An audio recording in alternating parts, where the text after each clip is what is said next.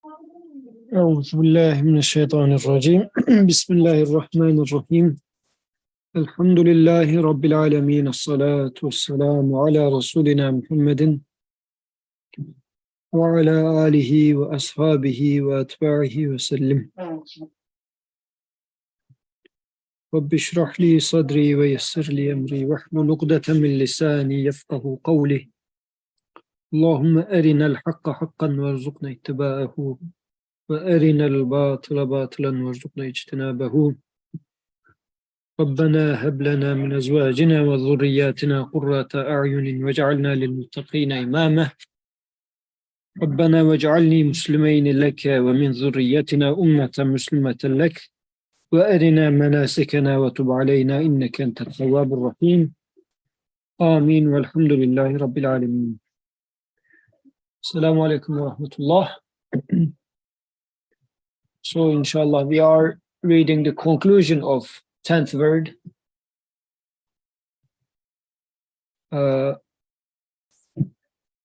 It is 3-4 pages. You read it. We need a reader who will read it. Whether you can remember who read last time? You have the power. Just use it. I'm super tired. No power. Give it to me.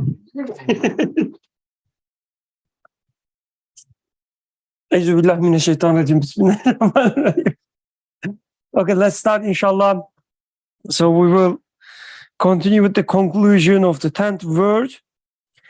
And it's a very short read, inshallah, very, the flow is so good that you wouldn't even realize how many pages you read. So maybe we should listen Fahim today. What do you think, Fahim? Sure. I'm sure you are. Just give me a second. Okay. Yeah. Start. Oh, so yeah, just try to exactly. Bismillahirrahmanirrahim. The preceding 12 truth confirm, supplement, and support each other. Coming together in union, they demonstrate the required result. Does it lie in the capacity of any doubt to penetrate those 12 firm walls, each like steel or diamonds, in order to shake the belief in resurrection housed within their closed citadel? The verse, your creation and resurrection is but like a single soul, indicates the following meaning. The creation and resurrection, if all men is as easy for God's power as the creation and resurrection of a single man. Yes, indeed. In a treatise entitled Nukta, Point, I explain in detail the truth expressed by this verse. Here we will indicate only a summary by means of a few comparisons. If you want more detail, then refer to Nukta. For example, and God's is the highest similitude. And there is no error in the comparison. If the manifestation of the sun were in accordance with its own will, it could be said that the sun bestows its mystery of a manifestation on numerous transparent objects with the same ease as on a single particle. In accordance with the mystery of transparency, the little pupil of a transparent particle is equal to the vast face of the ocean in receiving the reflection of the sun. In accordance with the mystery of order, it overturns a huge battleship with the same ease as a child turning over his toy boat with his finger. In accordance with the mystery of obedience, it causes a vast army to move with the same order that a commander uses to make a single infantryman move. In accordance with the mystery of equilibrium, let us imagine there to exist in a space a balance so sensitive and at the same time so large that were two walnuts to be placed in its hands, it will feel them and be equally able to hold and to weigh two suns. If two suns of equal weight were placed in the pans of the scale, the same power, which causes one of the walnuts to be lifted up to the heavens and the other walnut to descend to the ground, will move these heavenly bodies with the same ease. Since in the lowly, deficient, and transient world of contingency, the greatest and the smallest things are equal and numerous. Infinite things appear equal to a single thing. Through the mystery of luminosity, transparency, order, obedience, and balance, then of a certainty, little as much, small and great, will be equal in the sign of the possessor of absolute power. And he will be able to summon all men to resurrection with a single blast on the trumpet, just as if they were one man. This, by the virtue of mysteries of the luminous manifestation of the infinite and utterly perfect power of his essence. The transparency of the inner dimensions of things, the order decreed by wisdom and destiny, the complete obedience of all things to his creational commands, and the equilibrium existing in contingent being that consists of the equivalence of the being and non-being of the contingent. Furthermore, the degrees of strength and weakness that a thing possesses are determined by the intervention in that thing of its opposite. For example, degrees of heat are determined by the intervention of cold, degrees of beauty by the intervention of ugliness, stages of light by the intervention of darkness. But if something exists of itself and is not accidental, then its opposite cannot interfere with it, for then a union of opposites would logically have to occur, and that is impossible. In something that exists of itself, there can then be no gradation. Now the power possessor of absolute power pertains to his essence. It enjoys absolute perfection and is not accidental like contingent being. It is therefore impossible that its opposite, impotence, should intervene in it. Hence, it is as easy for the Lord of glory to create a spring as it is to create a flower. But if creation were to ascribe to causality, then the creation of a single flower would be as difficult as that of a whole spring. For God, it is as easy to resurrect and gather all men as it is easy to resurrect and gather one man. All that we have expounded so far with regard to resurrection, the comparisons indicating it and its truth, is derived from the effulgence of the all-wise Quran. Its sole purpose has been bringing the soul to surrender and the heart to acceptance. It is to the Quran that the right to speak belongs. It is true speech, and all speech is subordinate to it. Let us listen then to the Quran. Say, with God is the argument that reaches home. If it had been his will, he could indeed have guided you all. Look upon the signs of God's mercy and see how he restores life to the earth after its death. Verily, he it is who shall bring to life the dead, and he is powerful over all things. And he makes comparisons for us, and he forgets his own origin and creation. He says, who can give life to dry bones and decomposed ones? At that, O mankind, fear your Lord, for the convulsion of the hour of judgment will be a thing terrible. The day ye shall see it, every mother giving suck shall forget her suckling baby, and every pregnant female shall drop her load unformed. Thou shalt see mankind as in a drunken riot, yet not drunk, but dreadful will be the wrath of God. God, there is no God but he. Of a surety he will gather you together against the day of judgment, about which there is no doubt, and whose word can be truer than God's. As for the righteous, they will be in bliss, and the wicked, they will be in the fire.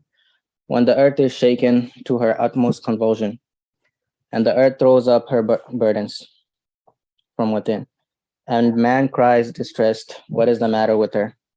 On that day will she declare her tidings. For that thy Lord will have given her inspiration. On that day will men proceed in company sorted out to be shown in deeds that they had done. Then shall anyone who has done an atom's weight of good see it, and anyone who has done an atom's weight of evil shall see it. The day of noise and clamor. What is the day of noise and clamor? And what will explain to thee what the day of noise and clamor is? It is a day whereon men will be like moths scattered about, and the mountains will be like carded wool. Then he whose balance of good deeds will be found heavy, will be in a life of good pleasure and satisfaction. But he whose balance of good deeds will be found light, will have his home in a bottomless pit, and will explain to thee what this is. It is a fire blazing fiercely. To God belongs the mystery of the heavens and earth, and the decision of the hour is as the twinkling of an eye or even quicker. For God has power over all things. Listening to these and the other clear verses of the Quran, let us say yes. We believe and give our assent. I believe in God, His angels, His books, His messenger, and in the last day. I believe that both the good and evil of destiny are from God Almighty. That resurrection after death is a reality. That paradise is a reality. That hellfire is a reality. That intercession is a reality. That Munkar and Nakir are reality. And that God will resurrect those who are in the tombs. I bear witness that there is no God but God. And I bear witness that Muhammad is the messenger of God. O God, grant blessings to the most delicate, the most noble, the most perfect, the most beautiful fruit of the tuba of your mercy. Him whom you sent as a mercy to all the worlds, and as a means for our attaining on to the most beauteous, the fairest, the purest, and most exalted of the fruits of that tuba, the branches of which are outspread over the hereafter and paradise. O God, protect us and our parents against the fire, and cause us and our parents to enter the paradise with the pious, for the sake of thy chosen prophet. Amen. O brothers, studying this treatise with an open mind, do not say, why cannot I immediately understand this 10th word in all its detail? And do not be saddened by our failure and understand it completely. For even a master of philosophy such as Ibn Sina said that resurrection cannot be understood by rational criteria. His judgment was that we must believe in resurrection, but reason cannot aid our belief. Similarly, all scholars of the Islam unanimously have held their resurrection rest entirely on traditional proofs. It cannot be rationally examined. Naturally, so profound and at the same time so exalted, a path cannot suddenly become a public highway for the exercise of the reason. But we would offer 1,000 thanks that the merciful Creator has bestowed upon us this much of the path, by means of the effulgence of the all-wise Quran and His own mercy. In an age when the belief by imitation is past and meek acceptance has disappeared, for the amount vouchsafed to each of us is enough for the salvation of our faith. Being content with the amount that we have been able to understand, we should reread the treatise and seek to increase our comprehension. One of the reasons that it is impossible to approach a rational understanding of resurrection is that since the supreme gathering resurrection is through the manifestation of the greatest name, only through beholding and demonstrating the great deeds evident in the maximum manifestation of the greatest name of God, as well as His other names, is it possible to prove it as certain and unshakably believe that resurrection is as simple as the spring. Thus do matters appear, and thus they demonstrated in the 10th word, resurrection and the hereafter. By means of the effulgence of the Quran, were it not for the effulgence and were our intelligence to be left to its own petty devices, it would be powerless and condemned to believing in resurrection by way of imitation. So now you deserve your tea. Please enjoy it. Nobody will ask any question to you. You are off the hook for today. So, since Fahim is out of the picture, Thanks. Okay, let's start with then. Brother Atik, maybe. Anything left with you this reading? You spent half of it outside playing with kids. I guess that's the reason you are here, right? Alhamdulillah. Fortunately, we have Mohammed with us, who can, share his thought in any condition. Alhamdulillah, that's the only thing you come up with after the text. Just like general thoughts. Okay, yeah, general thoughts, please. I mean, I don't have that much to add or anything, but I think the point that stuck out the most to me was the one that, like nothing is too small, nothing is too great for Allah, because there's no difference in magnitude, because in comparison, obviously everything is minor in comparison to Allah, because He is above all and greater than all. So even just what we see as being so grand, and compared to something that's so small, that difference is minute. It's negligible to Allah's greatness. Is it negligible or it's irrelevant? Because when we say negligible, it means something different. Yeah. When you say irrelevant, it means completely different. One liter droplet versus ocean. Yeah. Is this negligible or irrelevant? Okay, comparison. It can be both. I mean, in the case of like the difference in terms of his might, his ability, because we as humans, we tend to see something being so large as an ocean, that being such a huge thing, and it's used often, like these examples on earth are used, like mountains are used to create a sense of awe. But the idea that Allah can basically wipe out the mountains to what is described here, I think, right, there was a verse here that I think mentioned it. And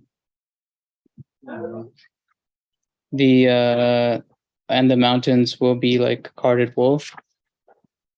So this is an example that we use to see something as being so great. So that's the sense in which I'm saying, like, the difference between something like that and a single man is negligible because of the greatness, but irrelevant also. I think I'm interested to hear from you, Birkhan, where you're taking that.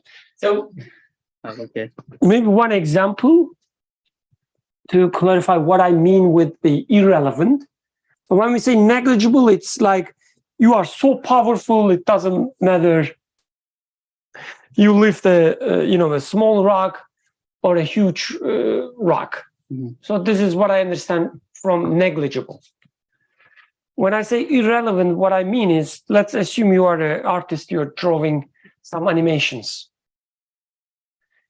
So can you say that whether I drove a single apple or what is it called? Orchard?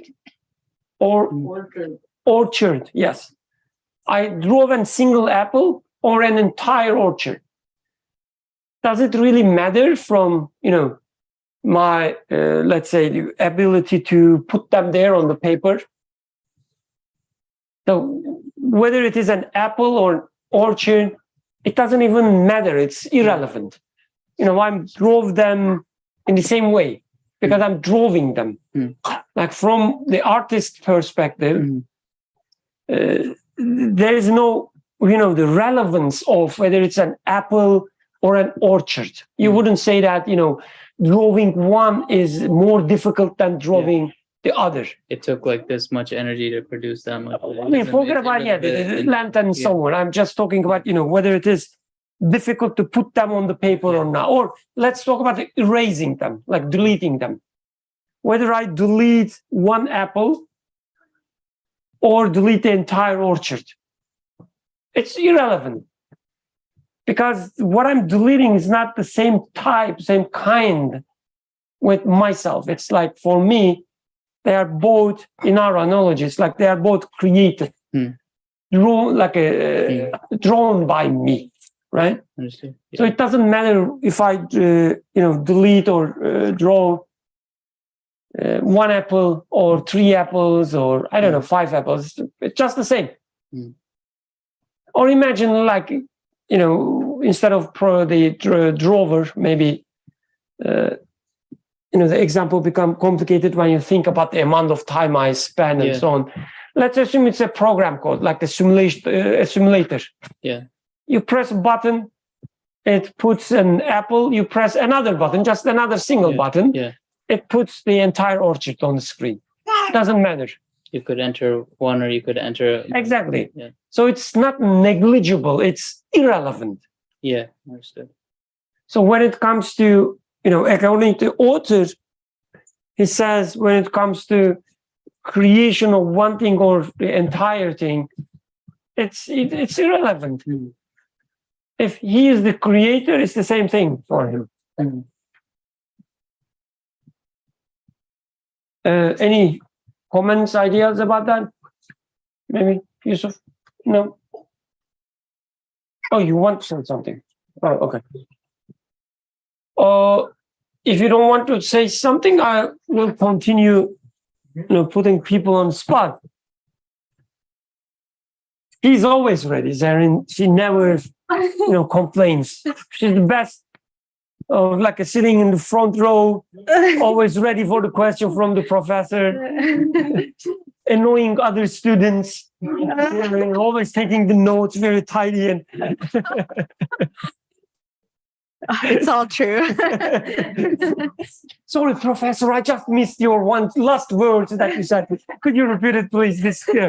That's fantastic. Alhamdulillah. Alhamdulillah. Go ahead, please. Okay, I guess one thing I was a bit confused about was the second to last and I guess the last paragraphs.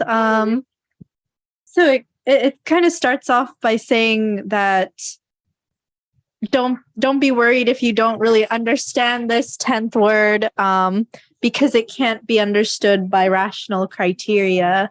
But I thought that was what we were trying to do throughout this kind of entire, in this entire 10th word, using sort of examples and our experiences with creation, to sort of understand and see for ourselves what resurrection means. But then here it's saying you have to just believe in it.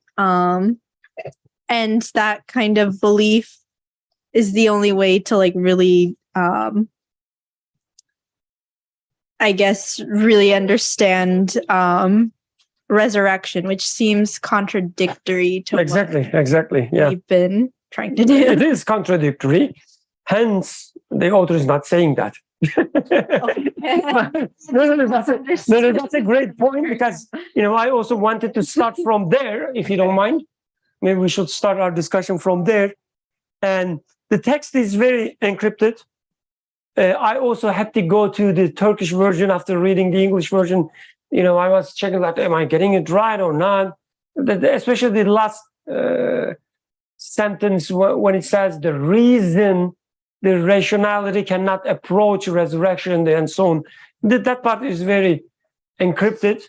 It's easy to misunderstand if I'm getting it right, if I'm not misunderstanding. But I'm so glad you again proved that, you see, she'd been following all the previous discussions, everything she had in mind, like a summary. And now she sees the contradiction. Alhamdulillah, mashallah. So before I share my thoughts, any other comments about that part, that specific part? So you said there's an encryption and the translation. Like a translation is not great, but even when you read the Turkish version, it is easy to, let's say, be misled because of the length of the sentence, how they, relate to each other and so on. So any comments about resurrection, rationality? Can we understand it rationally or not? What are your thoughts in general? You want to start, Zarin? Oh, no. No, you have the priority. Otherwise, I have to ask brother Abdurrahman. I've wondered if you want to help him or not.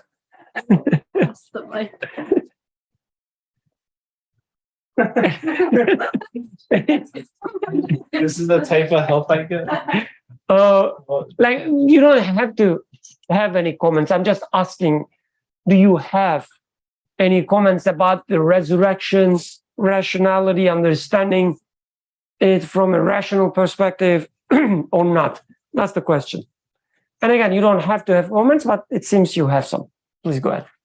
I mean, I heard some of it while we were driving. So, just as a comment, I find it interesting that it's even asked, because the whole 10th word, he's continuously saying it would be utter ridiculousness if there was no resurrection. It would be completely, you would have to be hard-headed and, I don't know, dumb. These are my words, but basically, in essence, these kinds of things, to not believe that resurrection, or like everything would be contradictory, nothing would make sense.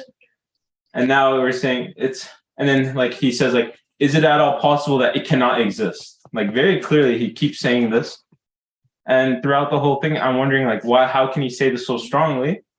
And then now you're asking me, is it rational? I mean, according to him, it's unfathomable to imagine any other way. Such a beautiful word. Can you repeat it, please, for our recording, so that our YouTube ratings may be increased? Let me throw in some way. So just as a comment, what I found, like, because this is the 10th word, in the previous 9 words, he covers other areas, but it's not like very in depth. So it seems like something that so complicated as resurrection, he just dives into it. And I'm just wondering, why does he do this? What's the point of resurrection? Where does it fit? And then how does he do this throughout the whole 10th word? And it's the way, I mean, the way I understand is this is he's trying to teach the methodology of reading, the creation, like how we're supposed to be reading the names, how when I look at creation, I should see those names manifest. And if I do see those names manifest, and there's only one conclusion that I can come to about resurrection. So teaching us how to read, I think the most important point of this, I think resurrection is very rational if I can see the names, if I can read them. But if I can't read them, like he said, then everything turns into chaos. Everything turns upside down, and nothing would make sense anymore. So, and not only is it rational, but I would argue that I also experience it daily. It's just maybe I don't call it resurrection, but I do experience it daily. And whatever will happen after death, it'd be something similar.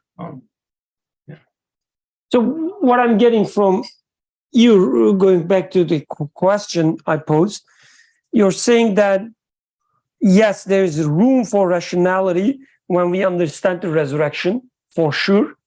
You are saying even beyond that, there must be some room for rationality when we understand the resurrection. Otherwise, we would have a terrible life. Like, if we cannot understand it, if we cannot have this belief in hereafter resurrection in a very secure way, then our lives will become a miserable life, you are saying. Okay. Yeah. I mean, I agree with what Nursi is saying. I see. I think since you are holding the mic, any comments from you? Thank you. I would say, yeah, like I agree. Nursi is saying that you don't arrive to proof of the resurrection through rationality. I think, it's not really a contradiction of what he was saying before, because that is not a rationality, I think that's beyond rationality, that you don't have to reason in your mind, like, oh, those arguments were beyond rationality, I would say. That was something inherently obvious. I think it's like so obvious that you don't have to do deductions or mathematics or calculations to come up with the conclusion of rationality. It's already within, your experiences and, that you go through. But even if it is that way, I would consider it as the part of the rational set. I mean, maybe. Just because it's so obvious, it wouldn't, invalidate its being rational. Possibly. Yeah. Any other comments? So I cannot help myself, but I have to ask you. I'm sorry. But I really wonder what. I'm just trying to stay warm over here. Okay. I'm being comfortable. That's it. Enjoying my tea. Okay. Enjoying That's the conversation. Let's leave you alone for a few minutes. I can get on the mic if you need me to. Okay. He said traditional manner. He said instead of using, just using a rational method, use a traditional manner. So I'm wondering what he means by traditional manner. If that is that going within the world and experiencing the names of Allah in the world? Is that the traditional manner? Is traditional manner you listen and you obey? You just have faith? I guess when he's within this context, when he says traditional proofs, he means the narrations and ayahs. So if I'm not mistaken, and how it goes, it's like Quran says so, thus it must be true. There is also a narration from a hadith from Prophet, then it must be true. That's the traditional proof that he's referring to. So one element of it is actually just accepting and taking in. Based on the narrations, and there is a word which covers both of them, like both Quran and the narration, but I cannot remember now. Nakil. Yeah, yeah. In translation, I think there are two words that are problematic in translation, which are picked one by Zarin, second from you. And Muhammad is our, the second best sitting in throne. In translation, when they said traditional proofs, he is talking about narration, but narration being Quran is a narration like text. Hadith is a narration. So the scholars said that resurrection is a matter of narration we believe in because Quran said and Hadith said so. So this had been the mainstream argument for the proof of Hadith. So in the first paragraph, or like in the last two paragraphs, in the first one, he is approaching it from how Muslim philosophers said and how Islamic scholars said. So the two are different. One is just using intellect. The other one is using, and even the ones who use intellect, takes intellect at the core, like Ibn Sina. He says, with my tools, it doesn't work out. Therefore, I go to Revelation. Since Revelation says so, it must be true. Says when you come to scholars of Islam, unanimously, they build resurrection on top of Revelation and Hadith narrations. And in the second paragraph, the translation is off in there. So it's one of the reasons that it is impossible to approach. The translation, in the original, he's not saying that impossibility of. He says the reason that intellect did not go in that path, gidilmemesinin, not gidilememesinin. Like the reason that intellect didn't go on the path of intellect to here, says resurrection needs to be built on top of divine names. But when you talk about intellect, what is understood as the use of intellect, especially in philosophy, is there are rules about, let's say, like standard rules of logic, which are, I don't know, proof of contingency. What else? So, like, proof of contingency is one of them. Hudus is one of them. Like, these are the logical proofs. So there are certain tools that logic uses. Nursi says, if you just go with, if this is what you understand from intellect alone, and these are the tools you use with, yes, you cannot prove resurrection intellectually. But it says, if you build it on top of divine names and use your intellect to see how it's being experimented in the existence, how it is being manifest, then this is how you can prove it. So the second paragraph is not talking about it is impossibility. It's talking about why it has not been done so far, or not as frequently so far. It didn't become the mainstream at all within the tradition. It is in, I'm checking if there are comments and a question, but no.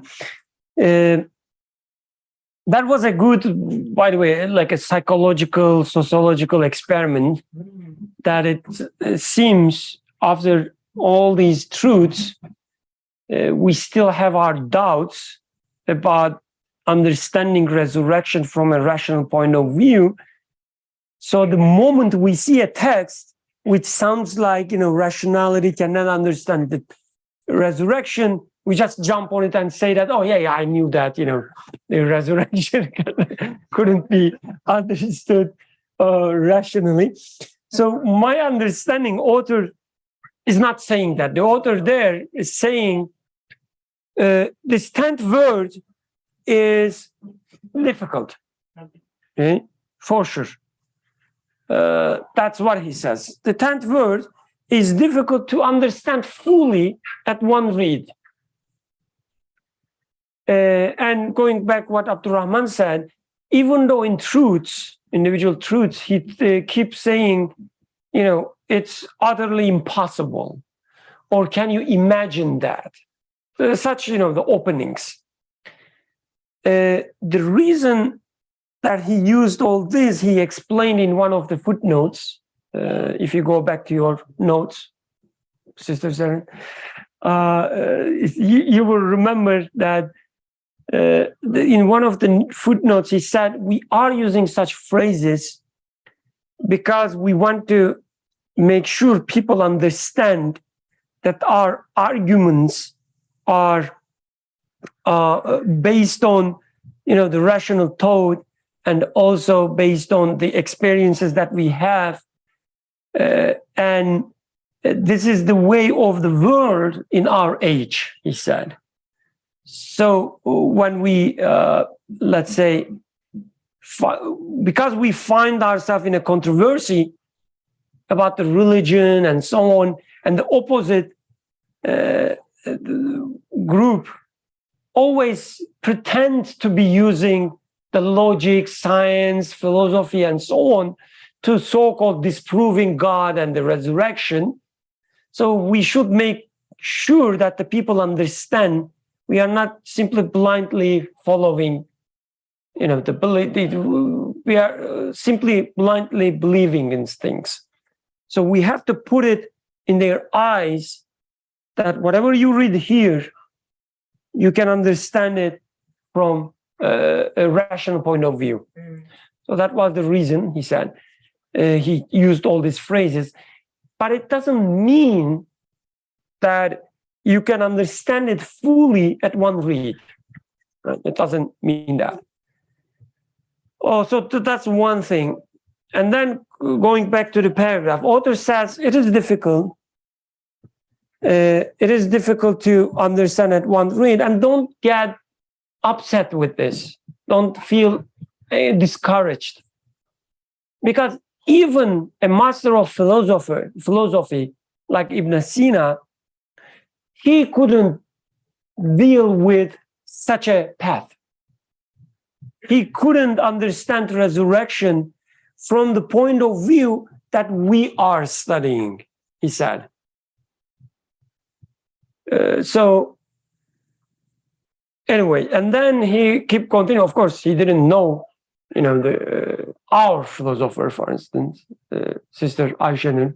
Otherwise, he wouldn't call even. He wouldn't call Ibn Sina a master of philosophy, like he's just a child compared to Sister Aisha Nur. But that's, beyond our discussion. It's out of the scope. So please, let's continue. Let's take it as a fact and then continue. The rationality, I will say, I think that the rationality that Imam Nursi is drawing out in this text is not exactly the sort of rationality that the Muslim philosophers like Ibn Sina would pursue. Like Nursi is utilizing human rationality, but under the guidance of the Quranic messages. That's extremely important point. Yes, Jazakallah khairan. That's extremely important because that's what comes in text next, which also explain the last paragraph, which is kind of like it sounds problematic. I think what author says, you cannot reach resurrection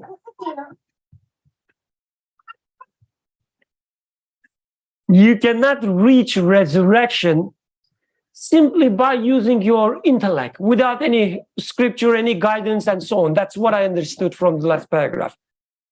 That if you only rely on your intellect, like you say, oh, I'm a human being, I don't need religion or scripture or revelation, I will just look at the creation and I will conclude that there must be resurrection. You cannot do that, author says. You need the guidance of revelation to guide you. And this is what he did from the beginning. He didn't just look at the universe all around and say that, you know what, I think. He didn't do that. He started with the scripture, the verse, and tried to understand it, and then confirm it by looking at the universe. So this is a different thing than, again, philosophizing, whatever, in the very layman's term, not in a formal philosophy. So this is different than that. But to summarize, author says the Islamic philosophers, they were following, these are, some comments, like my personal thoughts. I'm just putting words in, his mouth. But I think what he's trying to say is that the Islamic philosophers like Ibn Sina, at least some of them, as exemplified by Ibn Sina, they use the philosophy as philosophy in Western culture. And from this point of view, without the guidance of the revelation, if you use just the tools of the philosophy, they couldn't reach the truth. Right? They couldn't understand the existence or the necessity of resurrection. They couldn't.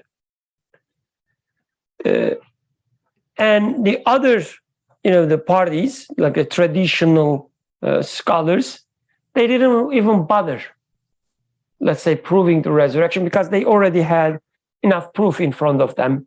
The Quran said, narration said, and that was enough for at least a certain amount, not all of them. And the reason there, he said, people like the submission was not that much broken in their time. Like they didn't need it.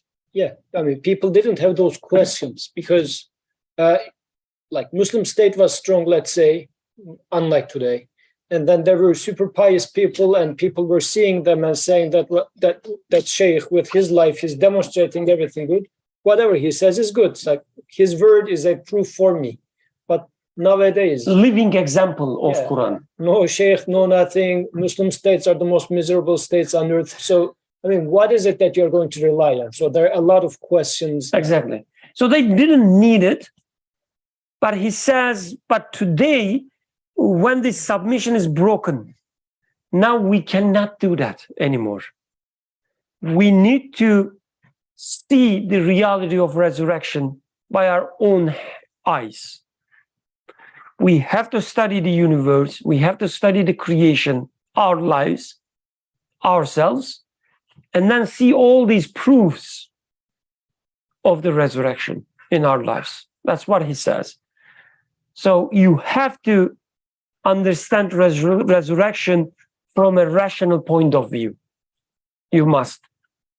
And then he says, however, if you take rationality in the wrong way, as Sister Ayşenur corrected me, if you understand rationality in the wrong way, and think that you can simply prove the existence of resurrection without any guidance from Quran, you are also mistaken, he says.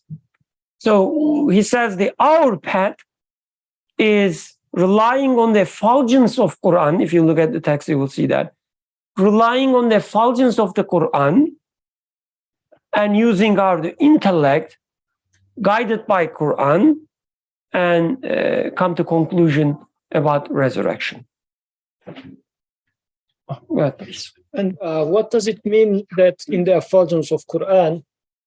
So like on Tuesday classes, we have been studying read in the name of your Lord.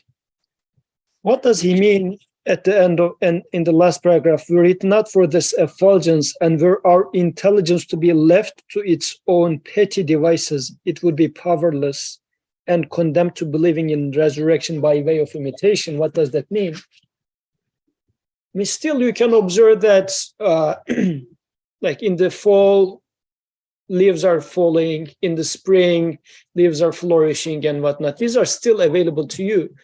But I can read it in the name of the tree itself and try to make a deduction and arrive to some conclusion.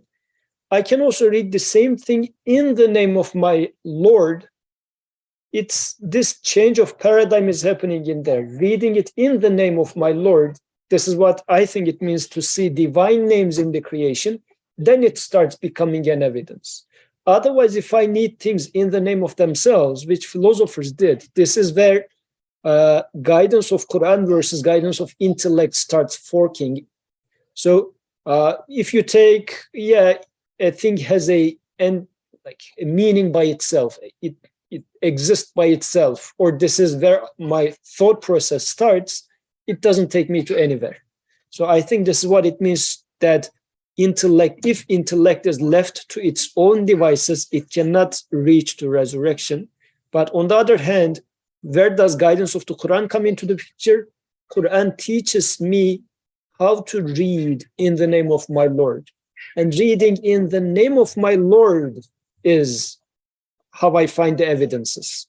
So I think Quran's guidance here in practice, like other than, because it shouldn't be like Quran's guidance, like verses are there, but what type of a guidance Quran gives me? Because it shouldn't, again, be, or since Quran said this, it should be true.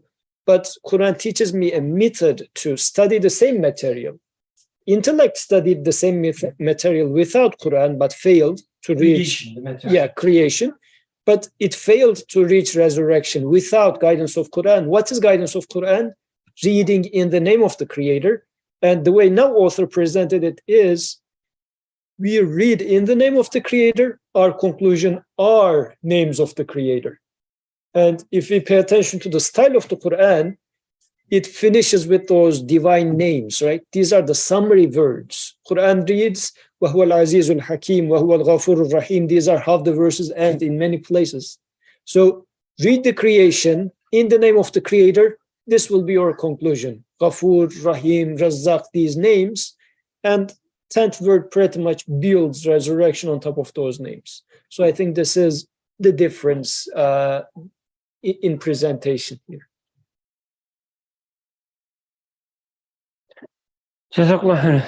Yeah, fine. So basically, resurrection will be always a difficult concept to understand for us human beings, especially because if you think about it, Allah gives a story about Ibrahim alayhi salam, who's considered a very rational person, right? He came to the conclusion of Allah through the deduction, this idol cannot be the God. He can't even, push the fly away or the rat away and stuff like that, right? So he came to the conclusion from asking questions, rationalizing his understanding, right? The star is my God. Oh, it got overpowered, and then the moon, and then the sun. And then he came to the conclusion that Allah cannot be overpowered, and Allah is the one. But even then, he asked Allah, how do you resurrect?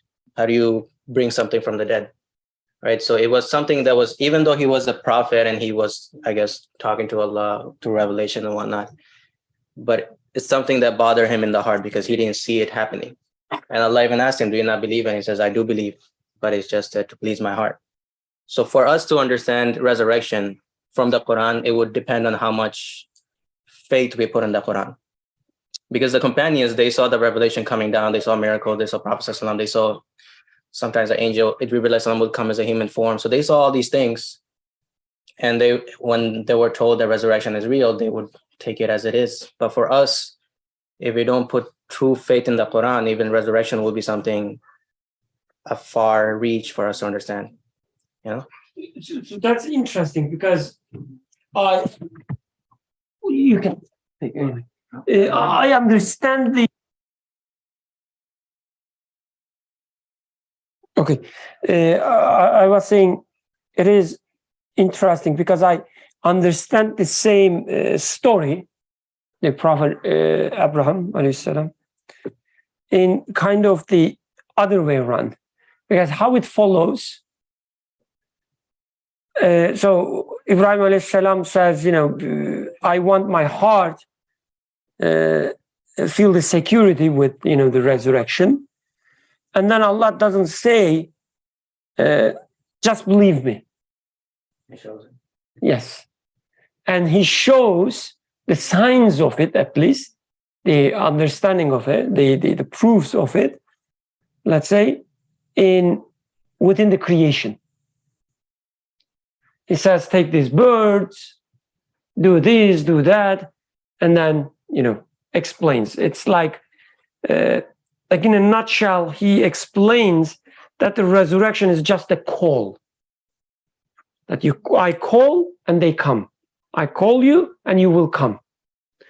And he make this, give this understanding to Prophet Ibrahim alayhi salam through showing some examples in the creation. So actually these ayahs telling us, giving us the method as Nursi is following, tells us that you should try to understand resurrection. So every time Quran mentions a question, it's a call for us to ask the same question.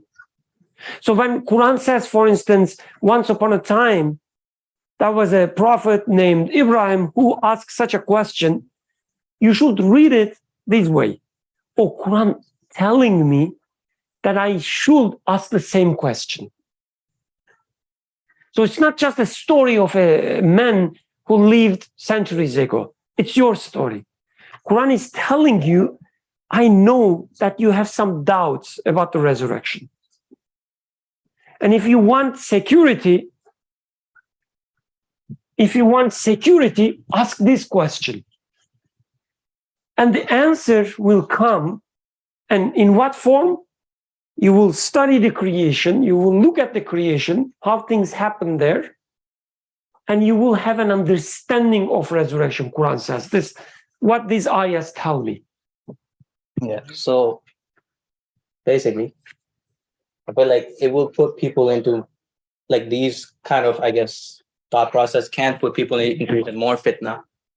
Why? Because I'm not saying it's wrong, but the reason why Allah uses, He uses few stories. The man who sleeps and then he dies, and Allah says, he wakes up and then he's like, what happened? And Allah says, look at your food, look at the donkey, and he brings the donkey back to life. And then he uses example look at the earth, he brings the earth back from that. So he uses the observation around us, right? The universe around us. Another thing he uses for the people of that time is the youth that hide in the cave. They sleep for 300 years, they become the talk of the town.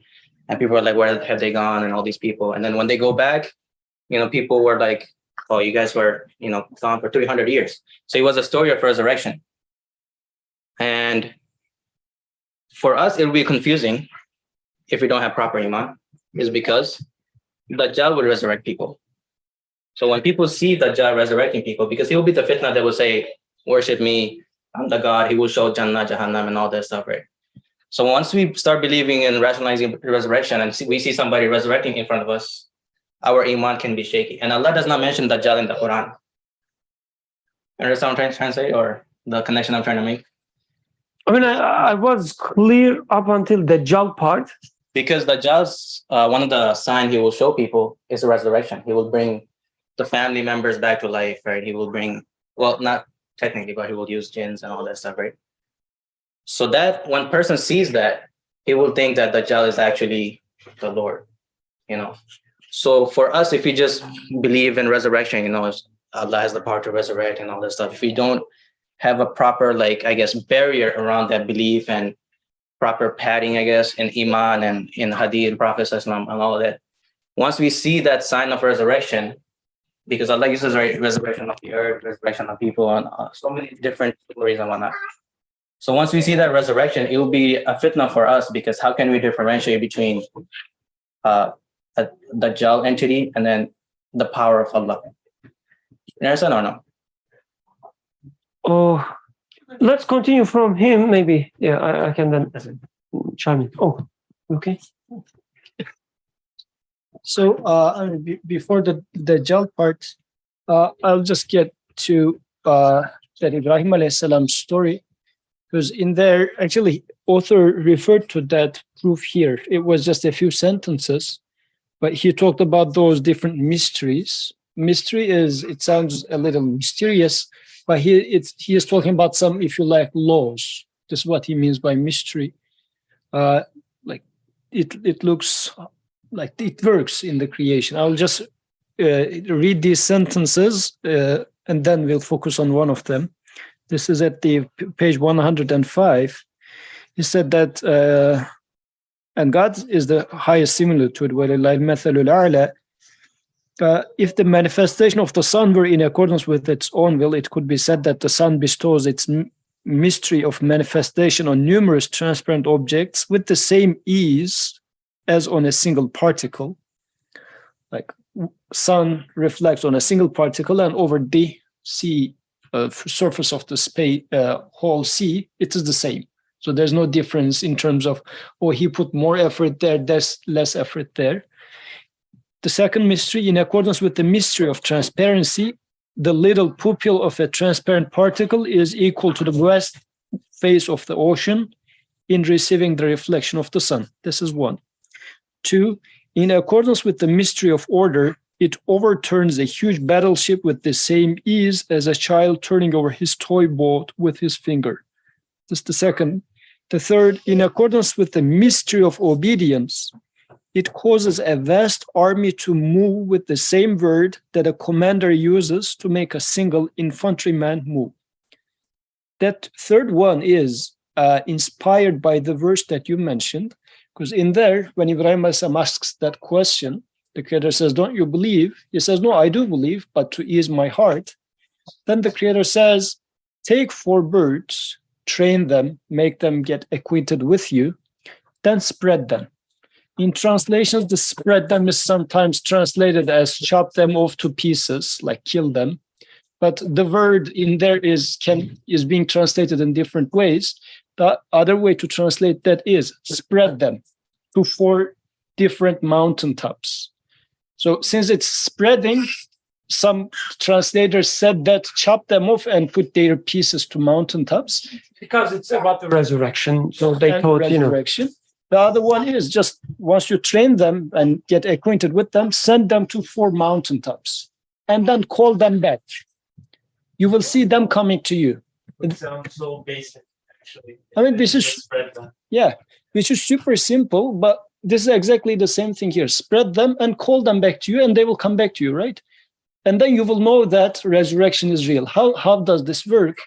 So Nursi is expanding it elsewhere, but it's just a single sentence. The idea of an army. You form the army, like you collected 100,000 people from different houses, right? If you are powerful enough to collect 100,000 people into an army, and during the break time, everybody get dispersed. Then you just blow a horn, this 100,000 people gathers together immediately. This is something you see with your eyes in here, right? What does that mean? If somebody is able to form the army in the first place, or in the story of Ibrahim alayhi salam, you were able to tame them in the first place, you know, right? And once you call them, they came back, right? I made your body to, trained them together for 50 years, 60 years. They die, they dissolve, and you say, how are they going to come back? This is something that you keep seeing every time. And this is why this super simple example, but very beautifully, with 4 birds, Quran is explaining this very elegantly to Ibrahim alayhi salam, saying that this is something that there shouldn't be any question mark in your head saying that how a dissolved body is going to put together. It is just within a command. And if you practice this yourself, O Ibrahim alayhi salam, you will see that even your command as a human would put them together. So this is how the author, I mean, all those things mentioned in here are not just arbitrary proofs or anything. Again, we need to read them in the light of how he says divine names. And Quran is using these arguments. But when it comes to the second one, I mean, the topic of Dajjal comes to us with hadith, and these are the mushkilatul hadith. Like there are mutashabihat, this metaphors are being used. So we need to understand what Rasulullah was saying in there. We cannot literally take them because it's talking about a extraordinary human being whose height is, I don't know, however many tall. This is what Dajjal would look like. I mean, if we take those narrations literally, if such man comes on earth, everybody would know who the guy is, right? Like imagine a man of 30 meters high. We need to understand or interpret those verses, those narrations of hadith. So it's a separate issue. Like Nursi especially studies the hadith about Dajjal in a separate treatise, and he talks about how it means, what it means, and once you put them into context, you see that, oh, yeah, this guy or this ideology is perfectly fitting how Rasulullah described it. So it's a little different. So this is why resurrecting the man and whatnot, these things are already happening and people are already losing their faith. Religious, irreligious, like these sort of things. Today, science is saying that we give life or there's no God.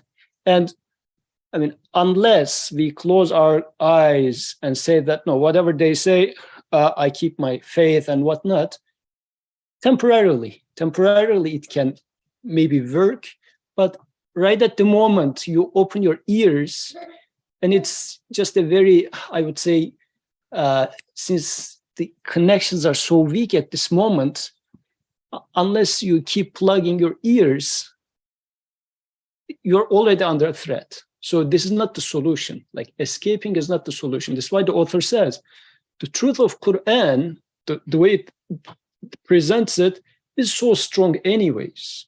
So there's no way to say that let's not touch it, let's not get close to there. Quran is already providing the truth, demonstrating it as exemplified in the story of Ibrahim alayhi salam, or as he quoted several verses. Just going through those verses, even to your intellect, resurrection can be proved.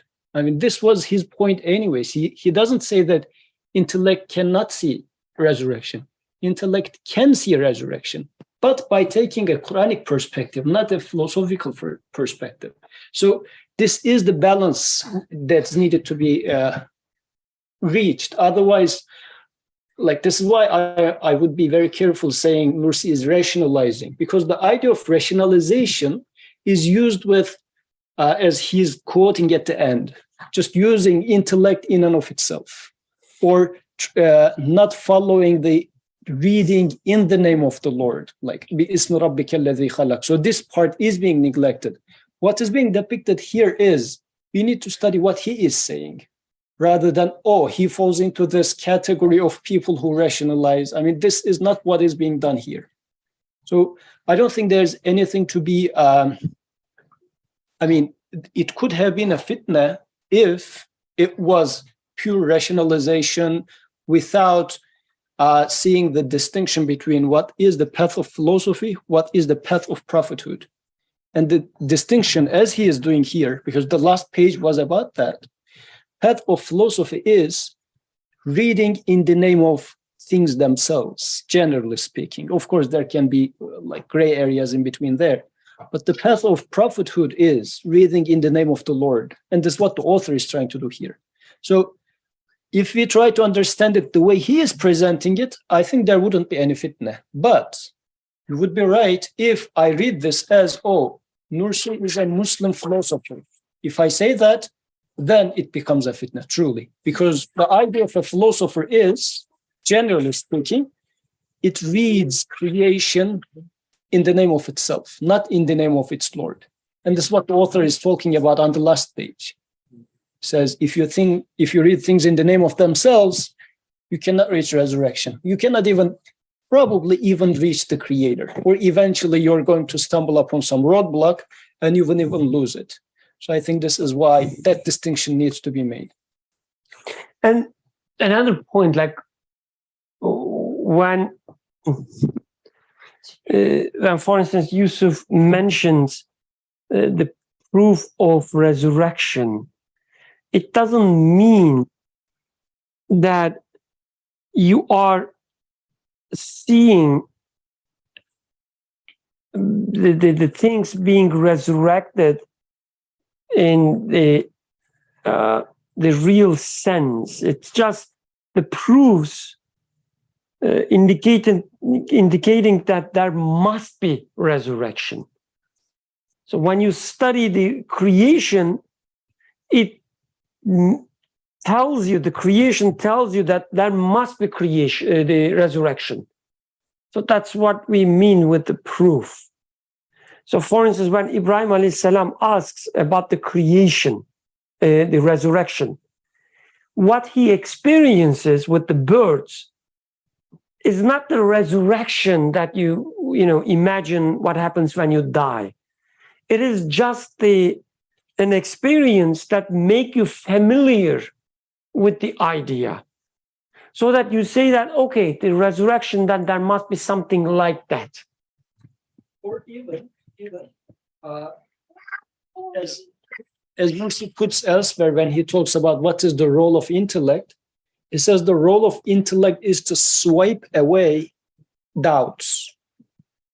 Like Iman happens with heart, the conviction happens with heart, meaning you have this tendency innately to say that a red rose on your table means something, right?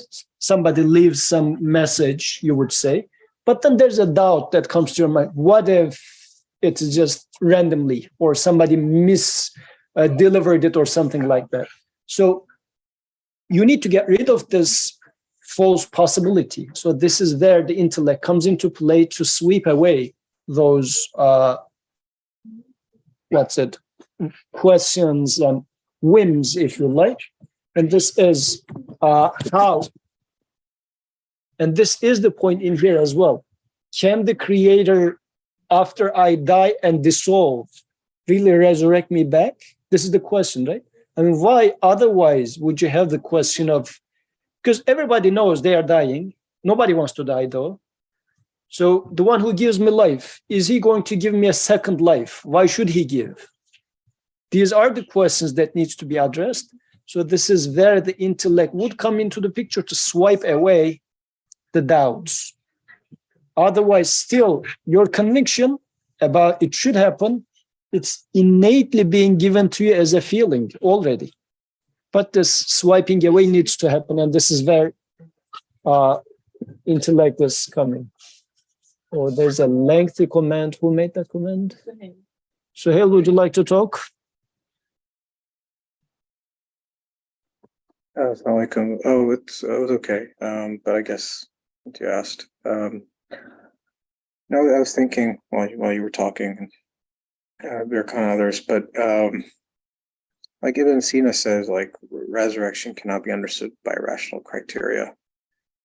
And I mean, nobody really asked the question, like, what is reason? Like, when people say, like, just on the whim, I'm being reasonable. Like, what is reason? Like, and who makes the criteria for reason? Like, where is Ibn Sina getting this criteria from? And what makes those criteria rational? Like, who says these are the criteria of reason? And how do they like? It's a circular statement. And that's really the problem of sort of traditional philosophy and like modern secularism, is that these criteria are presupposed and no one ever questions it. Like, where did you even get these criteria from? In that, reason, really the only criteria for reason is because reason is inherently human, must be defined by one's humanity. And to impose a limitation where, like I gave the example here, where if something is up, it's not down. If something is down, it's not up. That's reason. But to speak of, like, as you were mentioning names, like I see mercy or compassion. That's not reason. Like who'd said that's not reason? You know, it's obvious, and reason to me is trying to make sense of what those things are and how did they get there and what do they mean and what do they imply and where do they look to. But if I define it as, oh, reason is 1 + 1 = 2, and that's reason, that's a self-imposed limitation, which, like, according to the essence of reason, is irrational, because my self-imposition of my parameters upon reason is fundamentally irrational, because I have no rational justification to say this is reason but not that. Because when I look at reason, I realize that reason fundamentally is human. And when I say this is human but that's not human, that's a self-contradiction, because I'm negating what makes me human to even begin with. That's why I alluded to that verse. I don't know if you want to pull it up, or I can read it, where it says, let me go back to it. أعوذ بالله من الشيطان الرجيم بسم الله الرحمن الرحيم أفلم يسيروا في الأرض فتكون لهم قلوب يعقلون بها. So it's a very famous verse. So they have not traveled through the earth. In other words, reason, as I mentioned, like, it's human and fundamentally I'm part of the universe. So me and the universe being one and in communication with one another define reason. And I'm a part of that universe. So traveling through the earth, or my experiences through in this world, that's how I come to know of reason. And part of that, as it says, have hearts by which to reason. Reason in and of itself doesn't exist in a vacuum. Like, why is the human being compelled to even make sense of things? It's because he wants to know what is want, what is desire, to understand things. That's not, like, you in the traditional sense, you can't even say that's rational. Like, what does that even mean to say wanting is rational? Or it doesn't has no it doesn't, to some extent, it doesn't compute in the modern world or in traditional philosophy. You can't explain it. But it's one and the same. It goes hand in hand. You can't separate or compartmentalize, which is, like, it's something like I can't tolerate in the modern world, is that how modern science and secularism compartmentalize the human being into this or that. And he's into, this is intellect and this is emotion. I mean, it makes no sense. And that's what I appreciate about Nursi, is that he's not reductionist and doesn't compartmentalize the many faculties of man, but takes man as he is in his totality. And I was writing something else, I didn't post it yet, but when Yusuf was alluding to divine names, like, for example, divine names of mercy and compassion, and I mentioned another verse 6:12, chapter 6, verse 12, which actually, if you want to pull it up,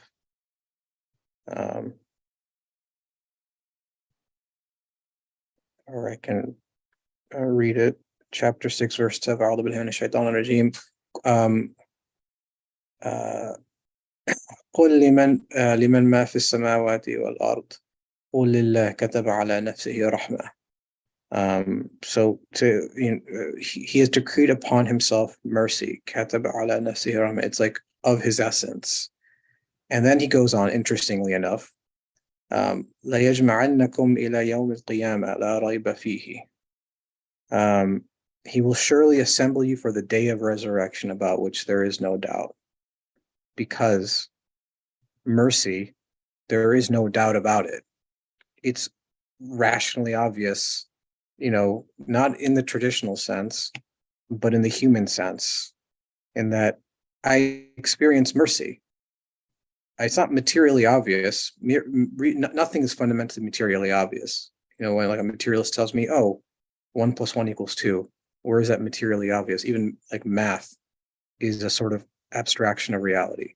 everything a human being does is all symbolic. I think we were talking about, I believe it was last week. I think we were talking about symbolism, or maybe it was on one of the weekend discussions, or it was on Saturday. Yeah, about Adam.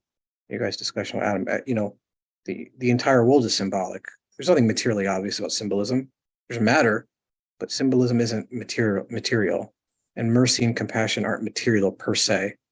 And so, but neither is reason. Reason isn't materially obvious either. It's an abstraction of reality. It's a human abstraction of reality.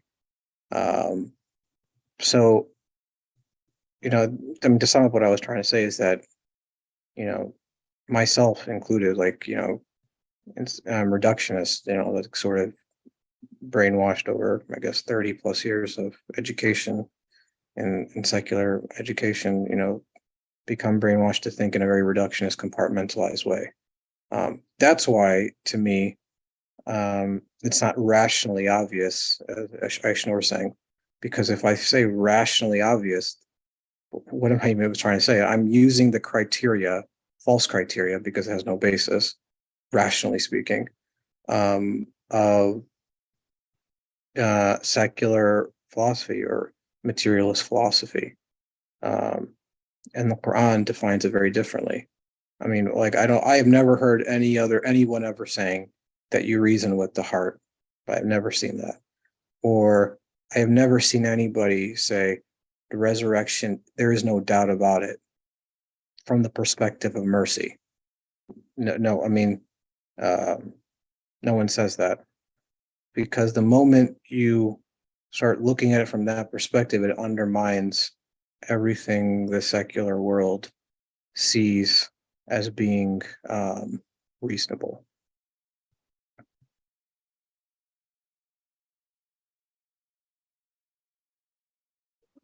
Jazakallah khairan.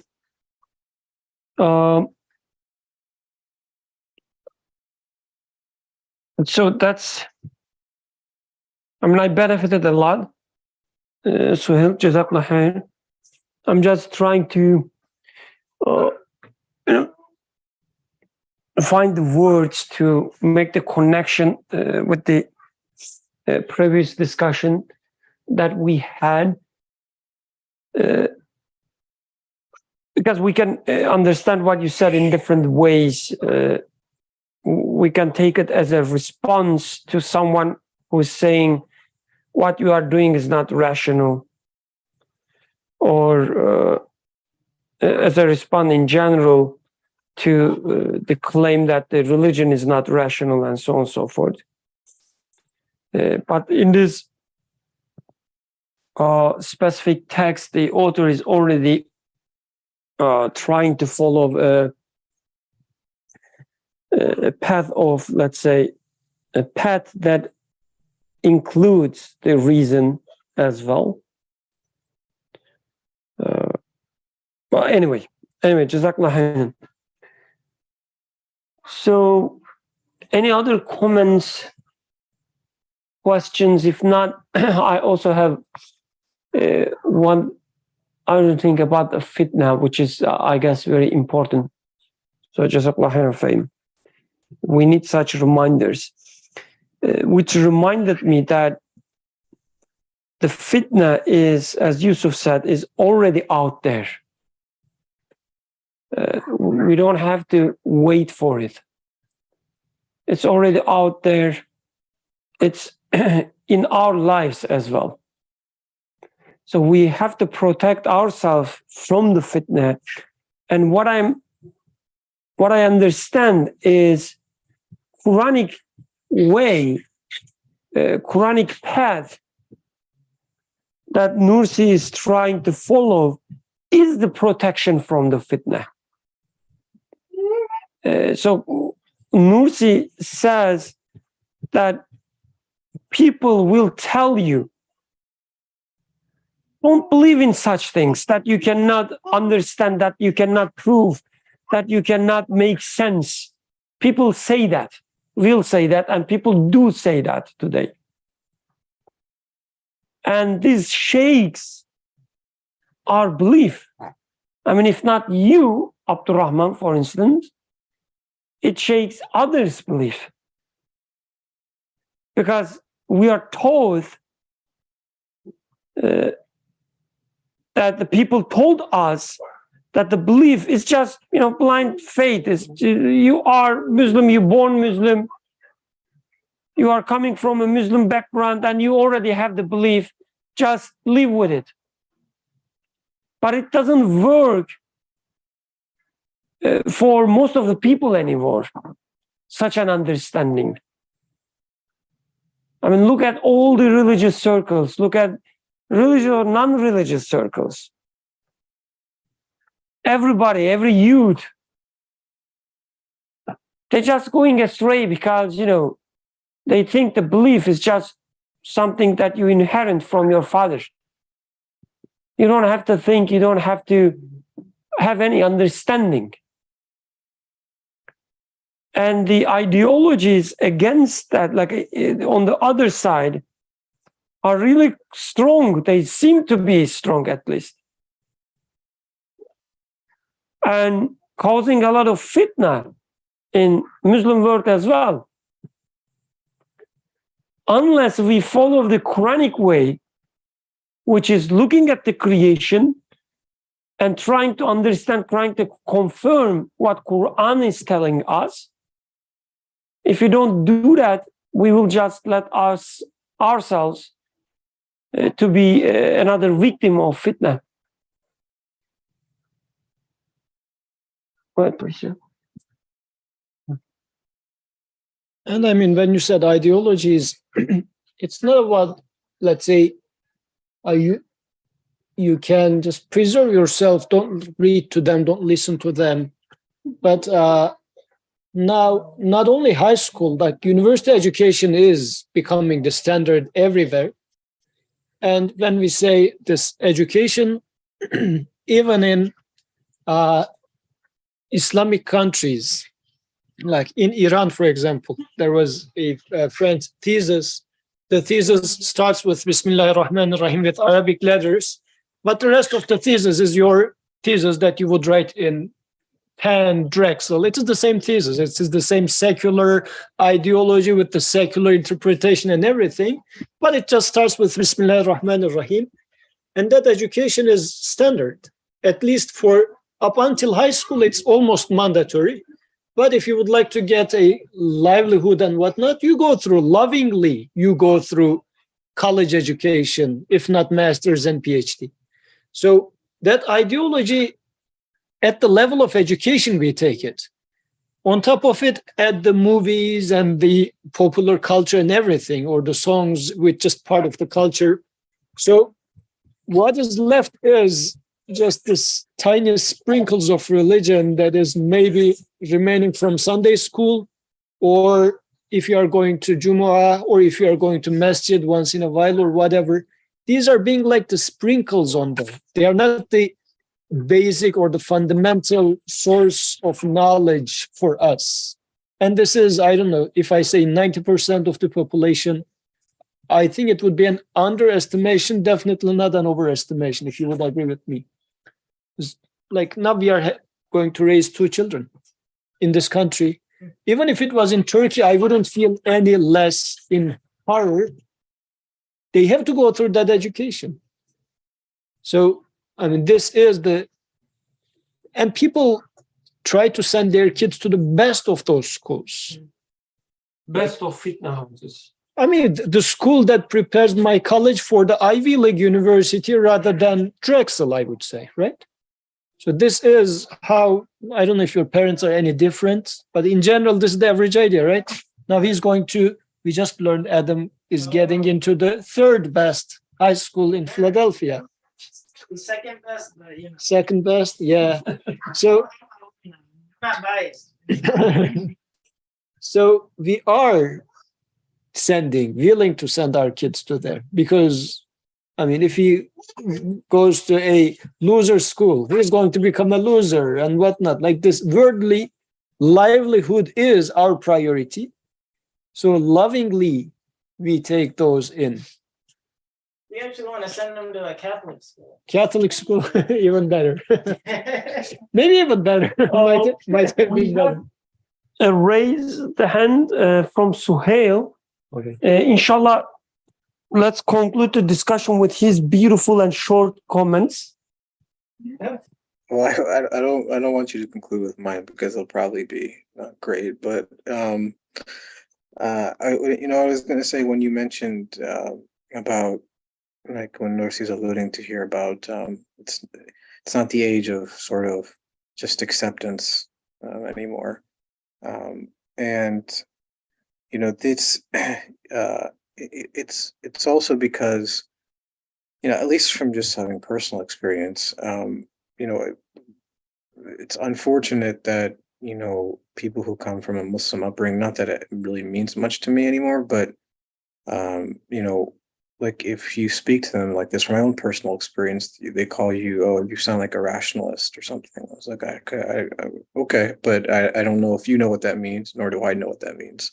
And it's because, unfortunately, Islam has become some sort of, as Yusuf was alluding to, some sort of blind imitation. And so you have this secular perspective.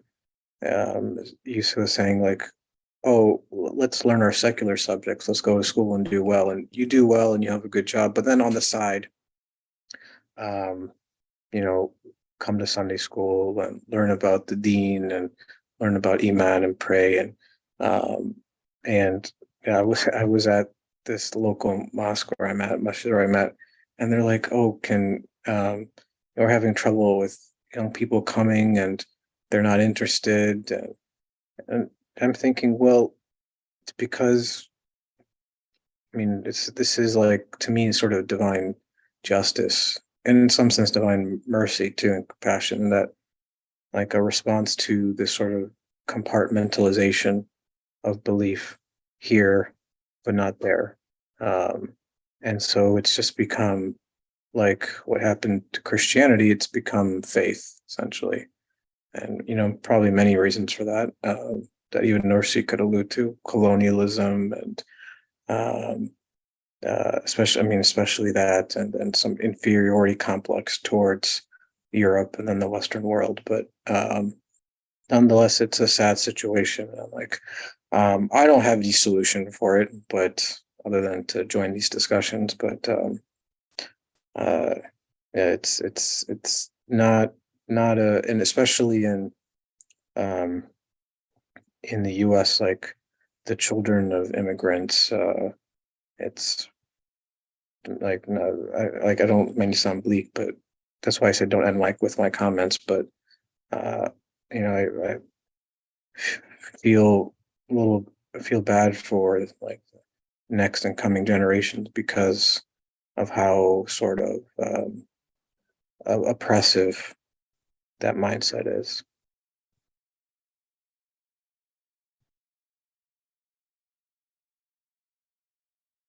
Okay, let's conclude with oppression. That's why I said please end with something positive, not my comments. You should have constructed your sentence in a way that the last word would be something beautiful. But you know. Assalamu alaikum, everybody. Walaikum assalam. Sorry, I'm just chiming in because I'm in an education doctorate program. So I don't want to sound pessimistic. In the West, in the US, regardless of my cancer and grief and work with mental health, I think there is hope. There is hope, but it's hard-fetched. And I guess that's why Allah Ta'ala says in Quran that you have to be like one army, like a wall. I don't remember the exact Arabic in translation. I am just paraphrasing. That where there is so much bigotry and there is so much Islamophobia or microaggression, macroaggression, violence embedded in our curriculum, justification of violence. We have to approach quote unquote global education from the perspective of this interfaith or even atheist colored lens of why we exist with technology and self-defense and industrialization the way we do, and why we mass produce college and university students the way we do in the West and also in our countries. I'm aware of a couple of Turkish universities, Marmara University and at another place where Dr. Salman Dirin is with Islamic psychology background, and in Malaysia too, and in Pakistan, the kind of work that is being done from an interdisciplinary lens is still far different from the Western secular, deliberately take out the religion and theology and don't be subservient to God who is unseen, because then we will lose control in the sciences that we teach. So you can pin everything wrong that can go wrong on nature. A camp might say that nature will take care of it.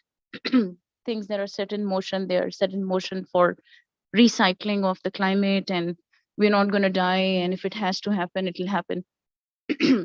But we say that, yes, at the same time, the Christian education, private schools will say we are the shepherds of this world. And Islamic school teachings obviously will be that we want to be kind to the animals and fair about distribution of resources, natural resources, and how we harvest them. I think, but still we are missing a point, which is Allah Ta'ala created the whole universe and gave us the aql, so that the education that we get and we teach and the cycle of this enterprise, to me, all these tablets and notebooks that are in our hands today, and I humbly write a little bit, it's the sunnah of Allah, right? There is Alohe Quran, there is I taught you by pen, I taught you how to read. So whether I look at instructional technology and hopefully it's good use, and if I look at those professors who are also unapologetically exposing, being from the same race, the bigotry and the racism and the power domination and colonialization that has been going on, it gives me hope.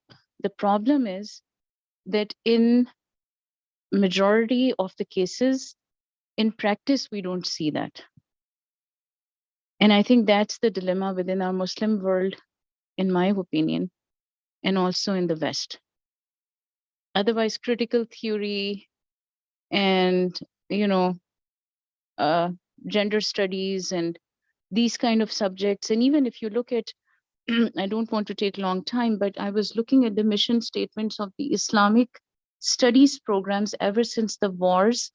I remember from Pakistan, the Cold War, when I was in my teens, up to now, this great welcome and establishment of American universities all over the Middle East is why. So that hopefully, idea is that there will be a bidirectional cultural exchange of ideology, either intellectual or cultural, and understanding and assimilation of religion. But because we are secular for the most part in America and West, Raza Aslan can write a book on No God But God sitting in California, but there are realities that are quite different when he becomes a political analyst on CNBC on C-SPAN. And he gets kicked out because he spoke against Trump, and his ability to anchor a show on that news channel is taken. And I think that that's where Allah Ta'ala perhaps is putting you and me in these countries.